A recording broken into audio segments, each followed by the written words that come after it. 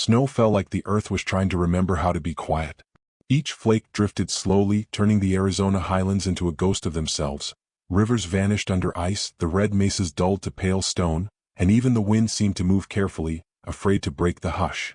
A lone cabin sat on the edge of that wide white emptiness, small against the weight of sky, with only a thin trail of smoke curling from its crooked chimney. Inside, a lamp burned low, its flame trembling like a heart that had learned to live alone too long. Lorna Vale sat beside the window, her shawl wrapped tight, watching the snow bury her tracks from the morning. It always unsettled her, that clean silence, how it erased the proof she existed. By dawn there would be no trace that anyone lived here. No prints, no footprints, no voice calling out across the field. Only the wind, whispering over a frozen world that did not need her. She reached for her cup, cold now, and sipped the last of her weak coffee. Her hands were cracked from chopping wood, her knuckles raw where the skin had split. The stove hissed softly, giving off more noise than heat. On the table lay her father's old pocket watch, still ticking though he'd been gone 3 winters now. She never wound it, it wound itself, she used to say, on memory alone.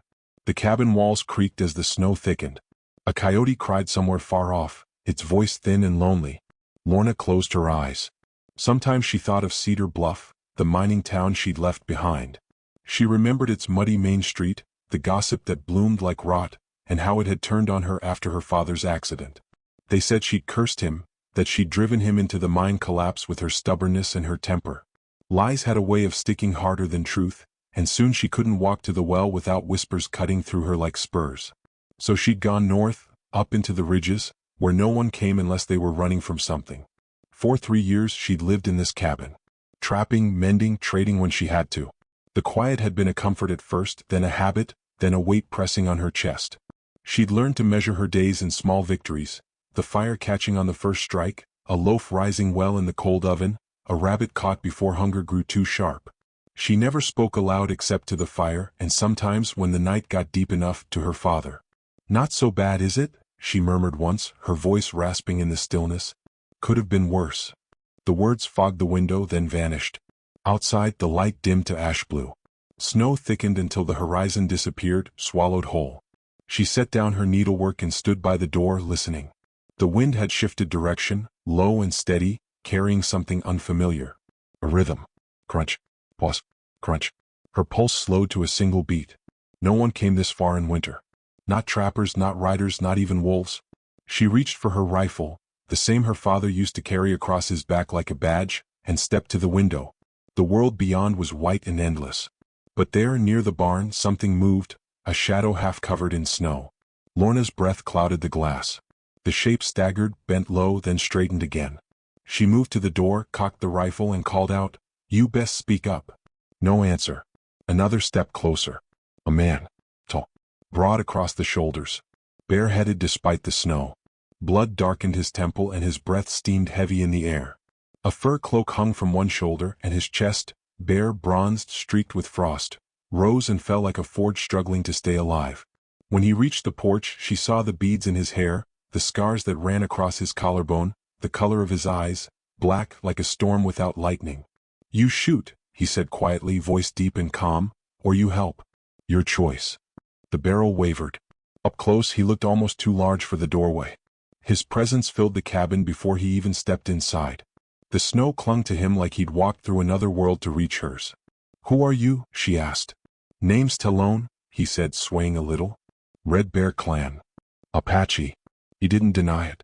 His gaze flicked to the rifle still trained on him. "You gonna use that?" She hesitated. The fire cracked behind her. A bead of melted snow slid down his cheek like a tear. Finally she lowered the rifle. "Get inside. You'll freeze." He stepped past her, slow, heavy, every movement deliberate. The smell of wet hide and iron filled the air. She shut the door behind him, sealing out the wind. For a moment neither spoke. The storm roared against the walls, but inside the silence returned, thicker now, shared. He sank to the floor near the stove, breath uneven. When she moved closer, he didn't flinch, though his hand rested lightly on the knife at his hip. "You hurt bad." He looked at the blood crusted on his temple. "Not bad enough to stop walking." "Then sit still." She fetched a basin and cloth. The water steamed as she wrung it out, her hands trembling slightly. He watched her with a quiet intensity that made her skin prickle. When she pressed the cloth to his wound, he didn't wince. The heat rose between them, soft and dangerous. "You been out long?" she asked. "2 days. Maybe 3. Running?" He said nothing. The answer was in his eyes, though, a shadow of something hunted, something proud refusing to kneel. She saw it and felt, against her will, a small ache of recognition. "People don't come this far north unless they're hiding from something," she said. "Maybe I'm just lost." She almost smiled. "Nobody gets lost out here. You have to mean to." That earned the faintest lift of his brow. He let the silence return, and she found it wasn't as heavy as before. It felt alive. Hours passed. The snow thickened. She gave him broth. He drank it slowly, never asking for more. When she offered the bed, he refused and lay instead on the floor near the stove. The firelight turned his skin to bronze and gold, each breath slow, measured. Lorna sat awake long after midnight, listening to the wind and the steady rhythm of his breathing. There was something dangerous about him, but something steady too. The kind of danger that didn't threaten. It warned. She thought of the bounty posters that sometimes appeared in town. Apache raiders, thieves, murderers. The way the townsfolk spat their names like curses. But this man didn't look like the ones from stories. He looked tired. And honest. Like a blade dulled by use, not malice. At dawn the storm broke. The world outside glittered under the pale sun, quiet as glass. Lorna woke to the creak of the door. He was standing there, cloak over his shoulders, ready to leave. "You shouldn't be up," she said, her voice rough from sleep. "Snow's done. I should be too. You'll freeze before you make it half a mile." He looked at her for a long moment, something unreadable in his eyes. "You don't want me here." She opened her mouth to answer, but before she could, he turned his head toward the sound of horses. Faint at first, then clearer. Hoofbeats. 2, maybe 3 riders. Talon's expression changed. Not fear but certainty. "They're coming." "Who?" He didn't answer. Instead, he crossed the room in 2 strides and gripped her wrist, not roughly but firm, grounding. His skin was hot against hers. "Listen," he said. "When they come, act like you're with me." "What?" "Like you're mine." His voice was low, urgent. "If they think you're alone, they'll search. If they think I belong here, they'll ride on." She stared at him. "Why would they?" "Please." The word was soft, but it carried the weight of something larger than pride. The hoofbeats grew louder. Snow kicked up near the bend in the road. Lorna's pulse hammered. She glanced at the rifle leaning by the door, then back at him. His eyes, dark, fierce, strangely calm, met hers. Without another thought, she moved closer. He pulled her against him, his hand resting at the small of her back. The warmth of his skin burned through the thin cotton of her dress. She could feel his heartbeat against her ribs, steady, relentless. The door shook as fists pounded against it. Talon's grip tightened. Lorna opened the door. 2 riders sat their horses just outside, breath steaming in the cold. One wore a tan duster, his face lined and cruel, the other younger with eyes that darted between them. "Mornin'," the older one said, tipping his hat. "You seen anyone come through here last night? Tall Apache fella? Might have been wounded." Talon's voice came from behind her, calm and slow. "Ain't seen no one."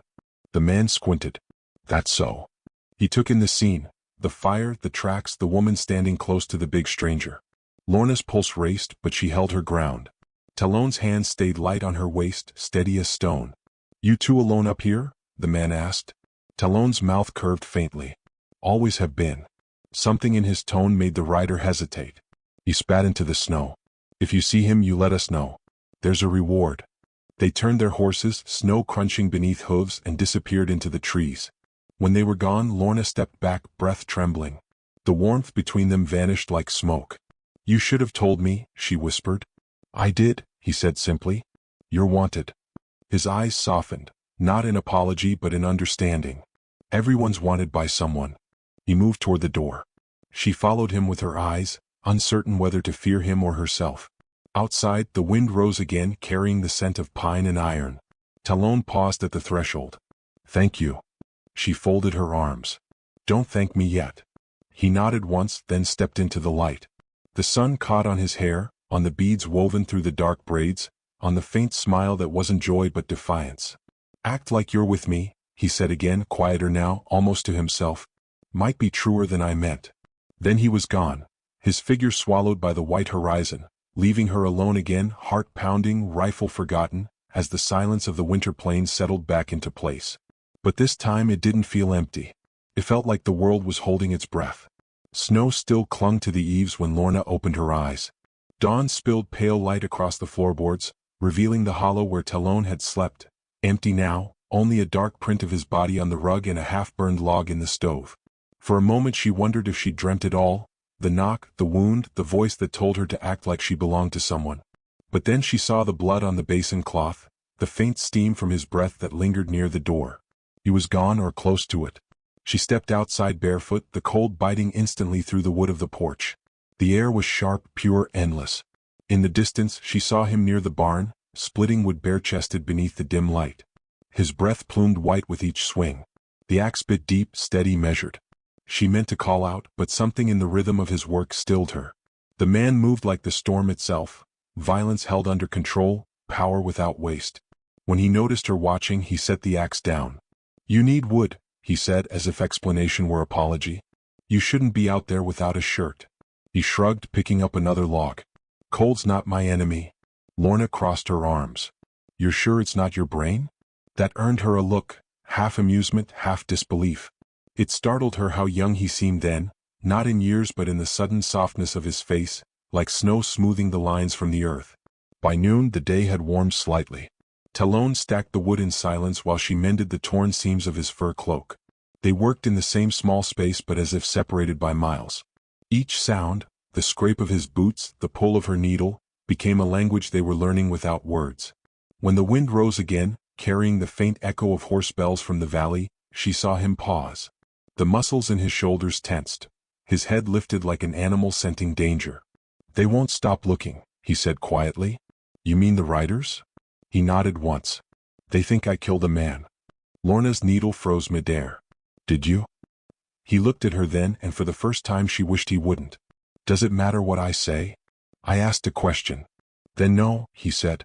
"But they'll hang me before they listen." The air between them thickened. Lorna set her sewing aside. "Why come here? You could have gone east to the canyons." "I didn't choose your door," he said, tone low but not cruel. "It was the snow that did." She wanted to believe him. Maybe she already did. But belief was a luxury she'd learned to live without. As evening fell, she lit the lamp and ladled stew into 2 bowls.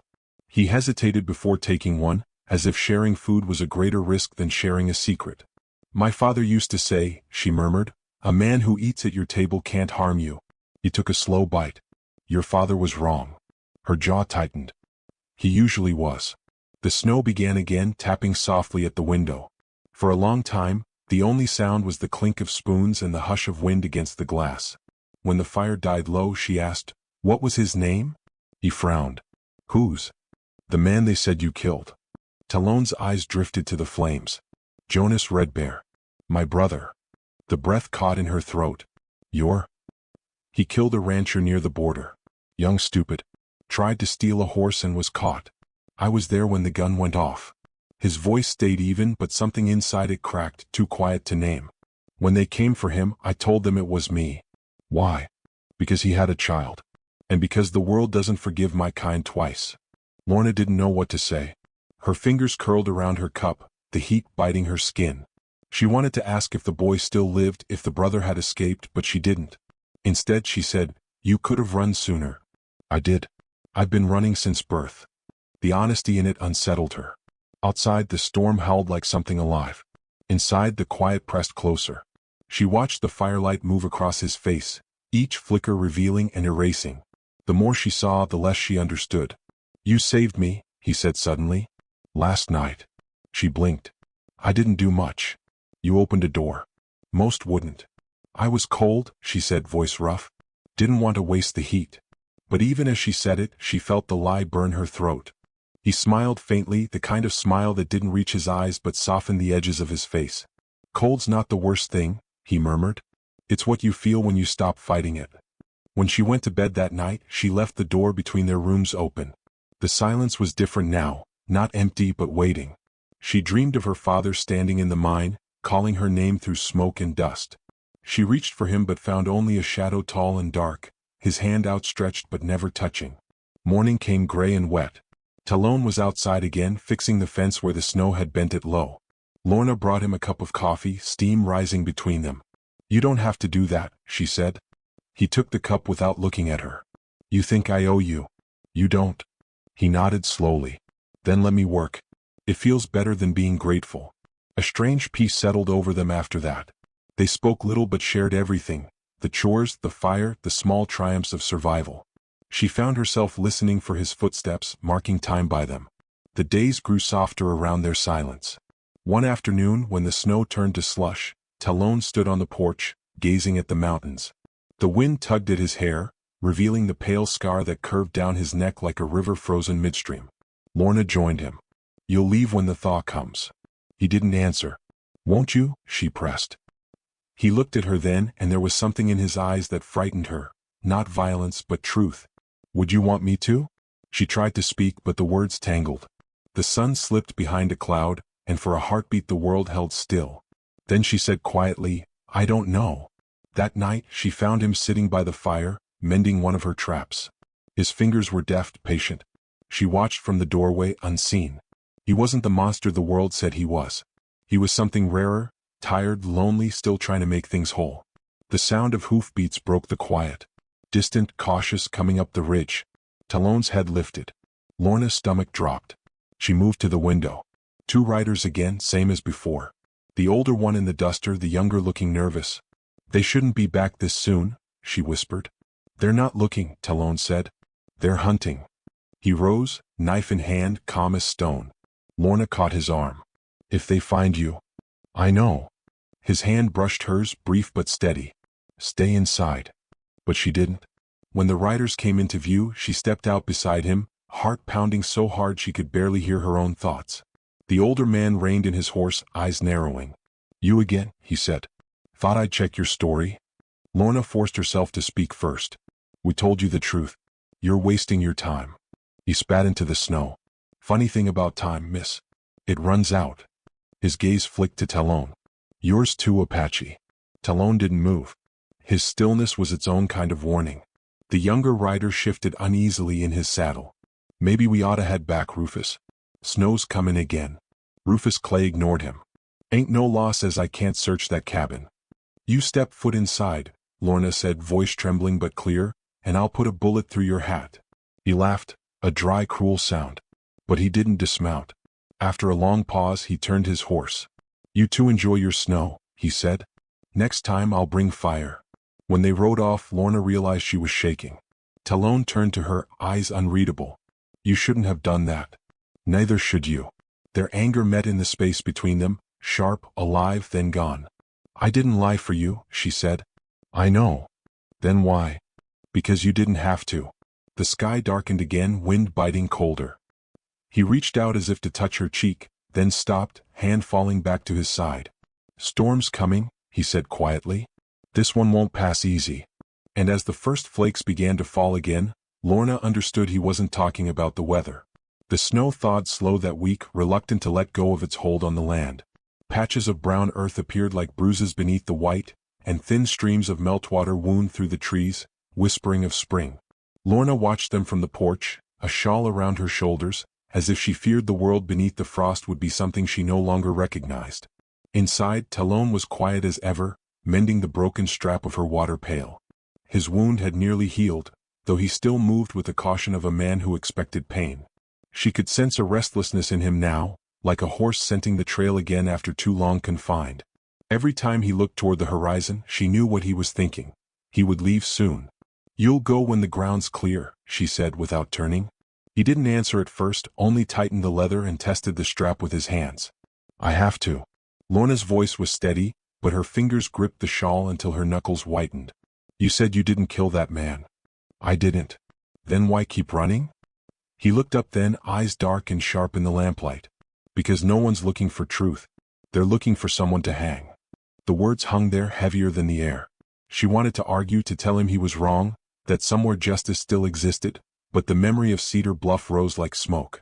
She'd been hunted too, not by guns but by whispers. When she finally spoke, her voice was soft. "What will you do when you find your brother?" "I won't," he said simply. "He's gone south. I just mean to see that he's safe." "Then what?" "Keep walking." She looked down at the dirt beneath her boots, where the first shoots of grass pushed through.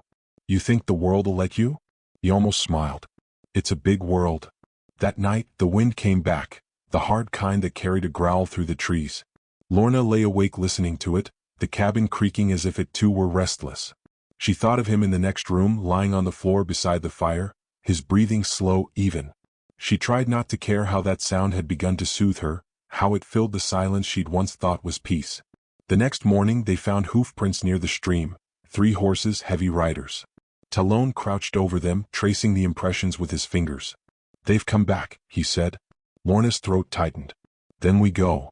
He shook his head. No. You stay here. I won't. You must. If they find me they'll take you too. She laughed, a hard sound that startled even herself. They already took everything I ever had. I'm not hiding again. His gaze held hers, fierce, unflinching.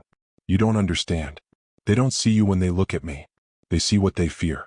They'll burn this place down just to make sure I'm ash. She stepped closer. Then we don't let them find you. It was the first time she said we without thinking. By noon they'd packed supplies, bread, jerky, a flask of water. The air smelled of thawed earth and wood smoke. Talon led her to a hollow near the ridge where the pines grew thick. There the cabin was hidden from the valley. We'll wait until dark, he said. Then I'll draw them off. Lorna looked at him. And if you don't come back? He didn't answer. So she reached out, her hand trembling, and touched his wrist. Don't you dare. The gesture startled them both. For a heartbeat, neither moved. His skin was warm beneath her fingers, rough with calluses. The contact burned through the cold air like a match in oil. He didn't pull away, but his voice when he spoke was quiet. I've never met a woman who wasn't afraid of me. Then you haven't met enough, she said. His smile flickered, brief, uncertain, almost tender. They sat in silence as the light faded. The sky turned the color of iron, and far off, thunder rolled across the mountains. It wasn't a storm of snow this time but rain, the kind that came once a year to wash winter away. When the first drops began to fall, Talon rose. Stay here, he said.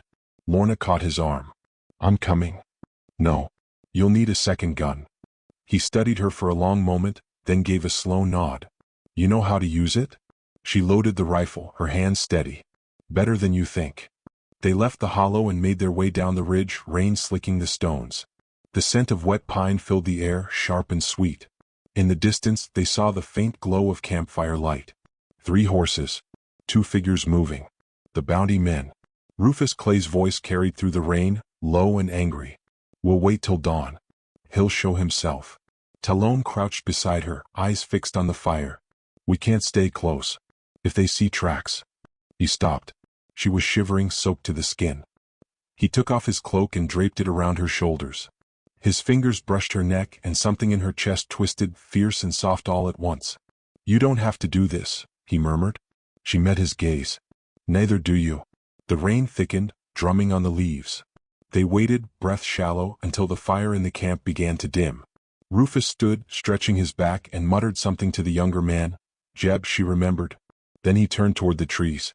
Talon moved before she could stop him, silent as a shadow, drawing the knife from his belt. He circled wide, keeping to the dark. Lorna followed at a distance, heart pounding. She saw Rufus pause, turning his head. The older man's instincts were sharp. He raised his gun, too late. Talon struck, the blade catching the light, and in one swift motion knocked the weapon aside. They grappled in the mud, strength against fury. Jeb shouted, fumbling for his rifle. Lorna stepped forward, rain stinging her eyes, and fired.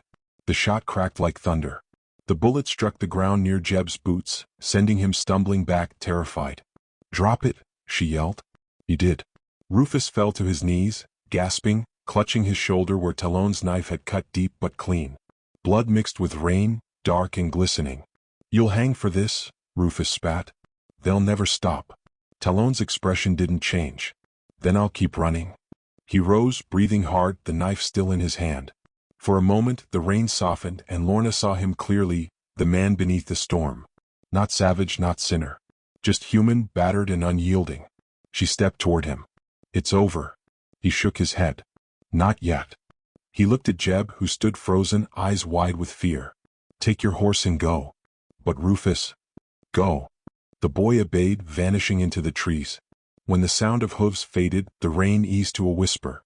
Lorna knelt beside Rufus, who lay pale, shivering, his face twisted in pain. "You'll live," she said. He laughed weakly. "You think mercy'll save you, girl? When they come, they'll take you too." She rose slowly, her hands shaking. "Then let them try." They left him there, bound but alive. The trail home was slick with mud, but neither spoke. The silence was thick with everything they'd done, everything they hadn't said. When they reached the cabin, the fire inside had gone out. Lorna set the rifle down, her body trembling with cold and exhaustion. Talon stood by the window, staring at the darkness outside. "You should have killed him," he said. "I'm tired of killing things," she whispered. He turned then, eyes burning. "They'll come back." "I know. Why risk yourself?" She didn't answer. Instead, she stepped closer until she could feel his breath against her skin. "Because I don't want to be alone anymore." The confession hung between them, fragile and raw. Talon's hand lifted, hesitated, then brushed her cheek. His thumb traced the edge of her jaw, and she closed her eyes, leaning into the warmth. The sound of rain on the roof filled the silence like music. "I should go," he murmured. "I know," she said. "But not tonight." He exhaled slowly, his forehead resting against hers. The moment stretched, two broken lives balanced between what they were and what they could never be. Outside, lightning flashed across the valley, illuminating the snow's last breath as it melted into the earth. Inside, the fire caught again, sparks rising, flickering against the walls like stars. They stayed like that until dawn, not speaking, not moving. When the sun rose pale over the ridge, the rain had stopped. Lorna stood by the window, watching the light spill over the fields. Talon was already packing his things. "So that's it," she said softly. He didn't look at her. "You gave me more than I deserved. And less than you need." He paused, the faintest smile touching his lips. "You're wrong. You gave me something I'd forgotten." "What's that?" He looked at her then, eyes dark but gentle. "Home." For a moment she couldn't breathe. He moved past her, stepping out into the morning air. The ground steamed where the sun hit it, smoke rising from thawed soil. She followed him to the edge of the field. "If you go now, they'll find you." He glanced back, the light catching on the beads in his hair. "They'd find me anyway." "Then stay." He shook his head. "You don't know what staying costs." Her voice broke. "And you don't know what leaving does." The wind lifted his cloak, scattering droplets like sparks. He reached out, brushed a strand of wet hair from her face, then stepped back. "If they come," he said, "hide the rifle under the floorboards." Talon. But he was already walking away, his figure growing smaller against the silver horizon. She watched until he disappeared into the trees, the silence settling heavy around her again. Then, faint and distant, came the echo of a gunshot. She froze. The sound rolled through the valley, slow and final, fading into the hills like thunder swallowed by earth. Her heart lurched, but she didn't move. The world held its breath once more, and for the first time she understood the cruel mercy of silence. The valley woke to smoke. Thin gray ribbons coiling up from the southern ridge, spreading slow and silent across the sky. Lorna smelled it before she saw it, the sharp bite of burning pine carried on the wind. It was not the clean scent of wood fire, it was pursuit. She stood in the doorway of the cabin, the morning light pale and cold behind her, and felt the stillness fracture. The storm had passed, but something worse was coming. She turned toward the barn. Talon's horse was gone. His footprints led down the slope, half melted by the sun. The echo of that single gunshot from yesterday still lived inside her, pulsing like a heartbeat that refused to die. For a moment she let herself believe he'd escaped, that the sound was someone else's fate, not his, but the smoke made belief a fragile thing. She packed what she could, bread, a flask, her father's rifle. Her hands trembled only once, when she touched the folded cloak he'd left by the hearth. The smell of him lingered faintly, smoke, sweat, cedar. She pressed it to her face for half a breath, then slung it over her shoulder and stepped outside. The ground was soft from thaw. Each step sank, leaving her mark on a world that had erased her too easily before. The smoke thickened as she climbed the ridge, her lungs aching with the cold air. By the time she reached the clearing, the trees were blackened stumps, smoldering. She found the first body there, one of the bounty riders, Jeb, the young one. His eyes were open to the sky, as if surprised to see it. Beyond him, the snow was streaked with blood that led toward the river. Lorna followed it. The wind carried the faint sound of running water, quick and desperate. She pushed through the trees until the ground dropped sharply away, revealing the river swollen with melt. It roared against the rocks, half ice, half torrent, like a creature struggling to breathe. And there, across the far bank, Talon. He was alive. Barely. One hand clutched his side, dark with blood. His horse lay dead beside him, its reins tangled in brush. Rufus Clay stood 10 paces away, gun drawn, shouting something she couldn't hear over the rush of the water. Lorna didn't think. She moved down the slope, sliding on the wet earth. Rufus turned at the motion, his face lighting with recognition. "You," he barked, his voice thin with fury. "I should have known." He raised the gun toward her. Before he could fire, Talon lunged, tackling him into the mud. The shot cracked wide, echoing through the canyon. Lorna scrambled to the edge of the river, heart hammering. The men rolled, striking, the water biting at their boots. Rufus slammed his fist into Talon's wounded side. Talon grunted, his strength faltering for a moment. The gun slid from Rufus's hand, landing in the shallows near Lorna's reach. She grabbed it. The weight was heavier than she expected, as if the steel carried the weight of every choice that had led to this moment. Rufus saw her and froze, mud streaking his face. "Don't," he gasped, backing toward the water. "He's a murderer. He'll kill you next." Talon rose behind him, staggering but unbroken. "Run," he said to her, voice raw. "This isn't yours to finish." Lorna's hands shook. The rain began again, soft but steady, blurring the edges of the world. She saw everything then, the town that cast her out, the winters she endured alone, the nights spent whispering to ghosts. Every face that turned away, every door that closed. And this man, this hunted soul who had never lied to her, standing in the river with blood on his hands but truth in his eyes. "It is mine," she whispered. Rufus lunged. She fired. The sound split the sky. For a moment no one moved. Then Rufus fell forward into the current, his body carried away like driftwood. The gun dropped from her hand. Her breath came ragged, the recoil still trembling through her bones. Talon stumbled to her, catching her arm as she swayed. "Why?" he said, barely a whisper. She looked at him, her vision swimming. "Because they wouldn't stop." The rain thickened, drenching them both. He pressed his palm to his wound, blood seeping between his fingers. She tore a strip from the cloak and wrapped it tight, her hands slick with red. "We have to go," she said. He nodded, though his strength was fading. They crossed the river together, the current clawing at their legs. Lorna nearly slipped twice, but his grip steadied her. By the time they reached the far bank, both were shivering, their clothes heavy with water. They climbed the hill in silence, breath shallow, bodies trembling. The world blurred into gray, the trees, the smoke, the sky, until only the rhythm of their steps remained. When they reached a hollow of rock, Lorna helped him sit. His skin was pale, his breathing shallow. She knelt beside him, trying to keep her voice calm. "You're not dying here," she said. He smiled faintly. "I've died before. Not like this." He looked at her then, eyes soft despite the pain. "You remind me of her," he murmured. "Who?" "My mother. She used to fight storms like you, like she could shame them into stillness." Lorna felt something in her chest break open. She wanted to tell him that she wasn't brave, that she was just tired of losing everything worth holding. But before she could, he caught her hand. His grip was weak but steady. "If I don't make it." "Don't say that. Bury me by the river. Where it runs fastest. The spirits like the sound." Her throat tightened. "You'll tell them yourself." He smiled again, slower this time, as if sleep were pulling him down. Outside the rain began to clear. Sunlight broke through, gold and trembling, spilling over the wet earth. Steam rose from the rocks like smoke from an unseen fire. Hours passed. Lorna kept watch, feeding the fire with what little wood she found. Talon drifted in and out of consciousness.